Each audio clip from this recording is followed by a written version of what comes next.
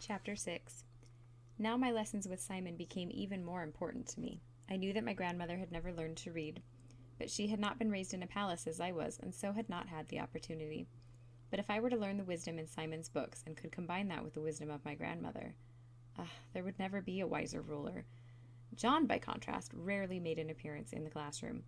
But one day Maria and I were hard at our geometry when we heard a commotion outside the classroom door. It was John's voice, and as usual, he was crying and protesting.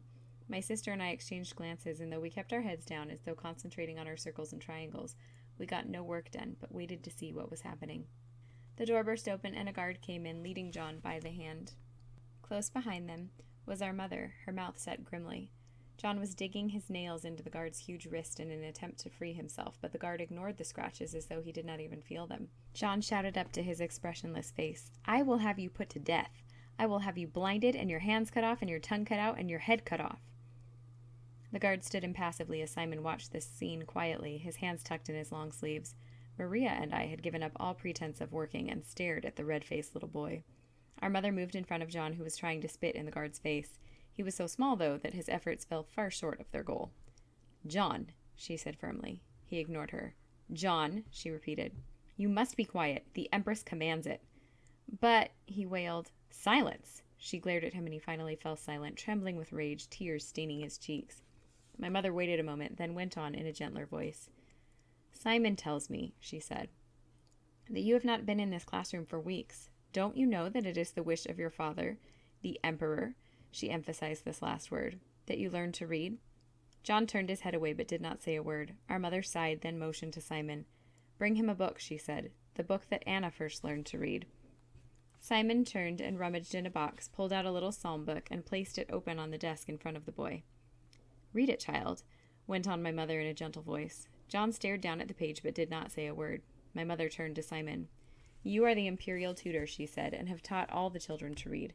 Tell me, why has John not learned?" "I do not know," said Simon. "The boy is not unintelligent."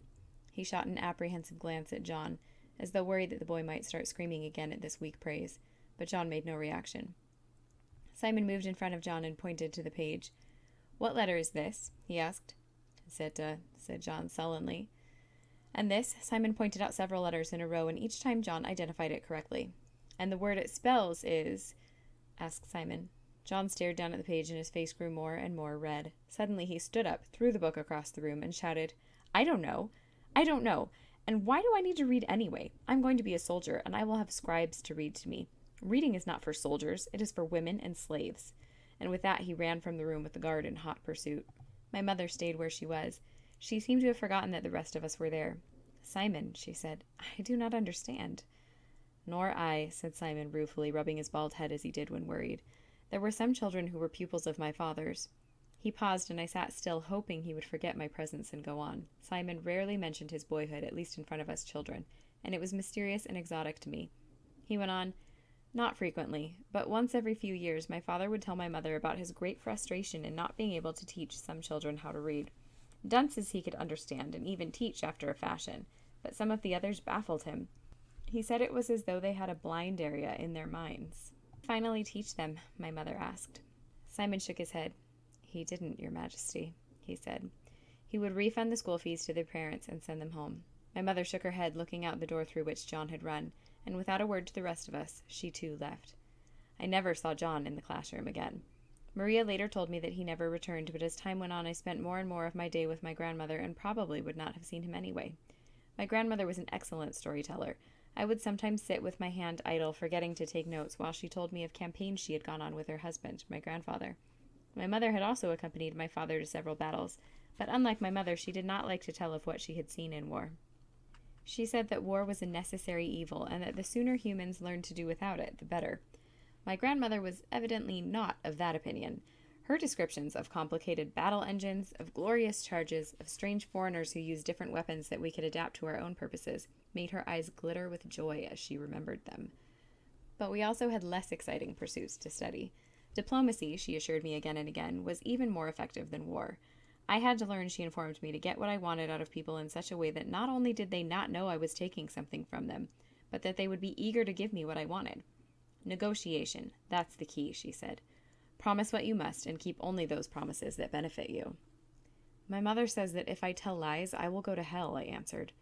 "Your mother has no knowledge of statecraft," she retorted. "If the Dukas family knew how to rule, how did your father take over the throne from them?" "How did he, grandmother?" Her stool was near the wall, so she leaned back and considered me thoughtfully. "Did you never hear how that occurred?" she asked. I shook my head.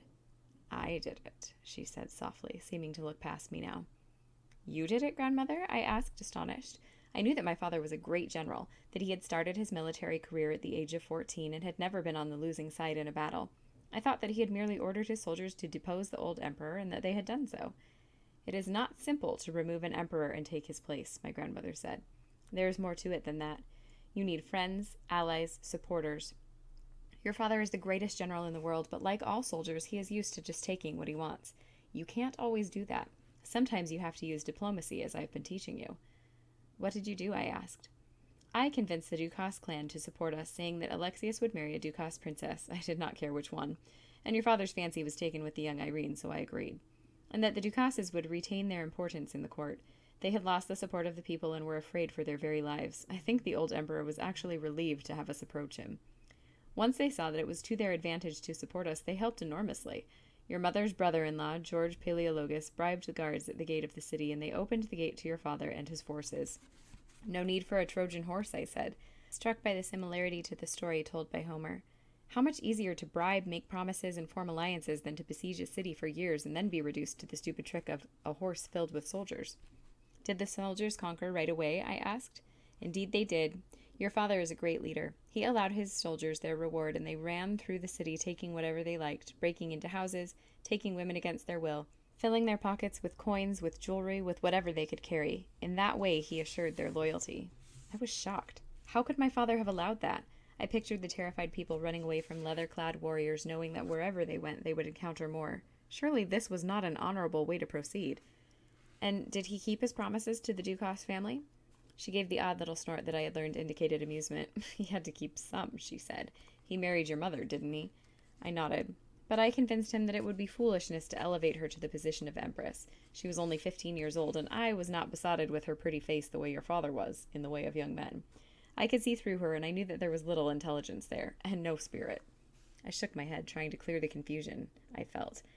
Everyone knew that my mother was as strong and wise as she was beautiful, but I did not dare contradict my grandmother, despite my indignation. I felt cold as I remembered the punishments that she had made me suffer in the past. She went on, "But it seems that some of the people of Constantinople still had a soft spot for the Dukas family despite their ineffective rule, and they were unhappy when your father excluded her from his coronation. I told him that it was better to keep the people satisfied, and, after all, it was no large matter, so he soon had a separate coronation for her. That is why she now has a throne next to your father's, although everyone knows she has not the wit to rule." A sound at the doorway made me turn around. I felt a chill when I saw my mother standing there, her face grim. I expected my grandmother to act embarrassed when she realized that my mother had overheard her, but for some reason she did not. "Do you have a reason for interrupting?" she asked. "Yes," said my mother in a hard voice. "I wanted to see what you were teaching my daughter, and I am glad I did." She approached me, holding my gaze with her own. I grew warm again, knowing that what my grandmother had said was false, that behind my mother's lovely face was a strong mind and a firm will. I wondered that grandmother could not see it. "She did not tell you the complete story, Anna," she said. "Your father did not wish his soldiers to terrorize the city. Indeed, he tried to stop it." "If he had tried to stop it, he would have been successful," interrupted my grandmother, but my mother went on as though she hadn't heard her. "His soldiers were excited at the ease with which they had conquered," she said, "and many of them were from barbarian countries where the victorious side customarily destroys the town and inhabitants they have beaten. They did not speak Greek and could not understand the orders to cease." She paused. "I remember that night well," she went on softly.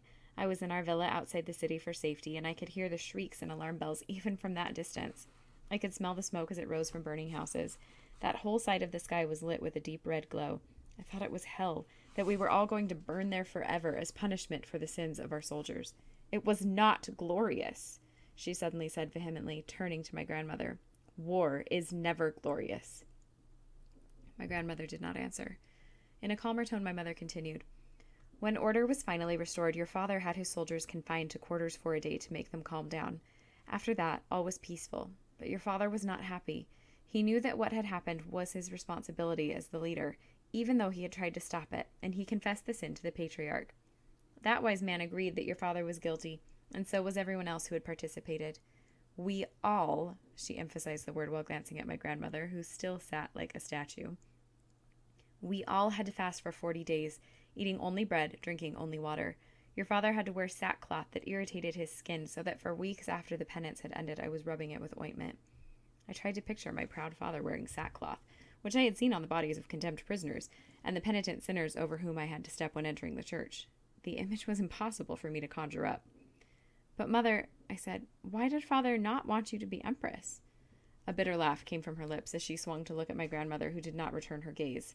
You mustn't believe everything she tells you, she said. Your father did want me to be empress. A snort from my grandmother. His mother convinced him that if he had me crowned, the Dukas family would see that as a sign of weakness on his part, and would rise in rebellion against him. But out of love for me, and out of respect for his word, he delayed only a month before recognizing that he had to do what was right and had me crowned.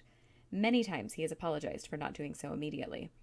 And now, Anna, she continued, I want you to come with me. Enough studying for one day. My grandmother rose quickly to her feet. I have not finished with today's lesson, she said. I say you have, answered my mother. The emperor commands that she learn what I have to teach her, was the reply. And the empress commands that you cease. They appeared to be at an impasse. Wait, said my grandmother. Let the child decide. It is, after all, her future that is at stake. Anna, when you are empress, you will need to know how to rule. You will also need someone who is experienced in statecraft to guide you. I have knowledge of all areas of rule. War, peace, diplomacy, economy. What do you have to offer? She wheeled on my mother. My mother did not hesitate. I have God's law, she said. I have compassion, mercy, and justice. And I, too, know what is expected of a ruler. I, after all, was raised in a palace, not in an Armenian goatherd's tent. Goatherd's tent, I thought in confusion. Grandmother was the daughter of a goatherd? An Armenian? Surely they were barbarians, like the Turks. But I had little time to wonder at what my mother had said. Enough, said my grandmother. Decide, Anna. I looked from one to the other. My mother's idea of a gentle rule appealed to me, but what good had it done her family? An emperor deposed and exiled in his old age, a city destroyed, churches looted. And if my father was ruling under his mother's advice, should I not follow his example and use her as my teacher too? Surely he of all people knew which of them was better at teaching me. My father was a glorious emperor. The Turks were being beaten back farther from our borders every day, so we were told. My father had recently established the largest leper hospital in the world, where ill people were taken care of and given the last rites as they died. New churches with glorious paintings and mosaics in them were rising all over the empire. Surely if he had to tell a few lies to accomplish all this, if he had to disappoint a few allies, it made for more peace and stability in the long run, not to mention a stronger hold on the throne. I'm sorry, Mother, I said. I will need my grandmother to help me rule when I become empress. What makes you think she will still be alive? My mother broke in, tears starting from her eyes. I hadn't thought of that. My grandmother seemed ageless. Well, if she isn't, I will need all the more time to learn from her now, I said. I will happily learn from you, too, I said desperately as she turned to leave. Mother, I pleaded, I want to learn your lessons, too. But she had already disappeared through the door. For a moment I thought of following her, but before I could move, my grandmother's voice stopped me. It was cold, but the note of triumph was unmistakable. Now I will tell you about the tactics used by the Normans, she said. I turned and sat down wearily. Her voice went on, but I didn't hear a word. Instead, I kept picturing the city of Constantinople in flames, my father in sackcloth, my mother humiliated. But the image of the old Dukas king whom my father had replaced, reduced to the status of a common man, rose in my mind. I saw him, once the proud leader of millions, riding in a common coach, being borne away to a monastery to live out his life in dreary exile. My stomach churned at the thought. Anything but that, I said to myself, and with an effort drew my attention back to the present.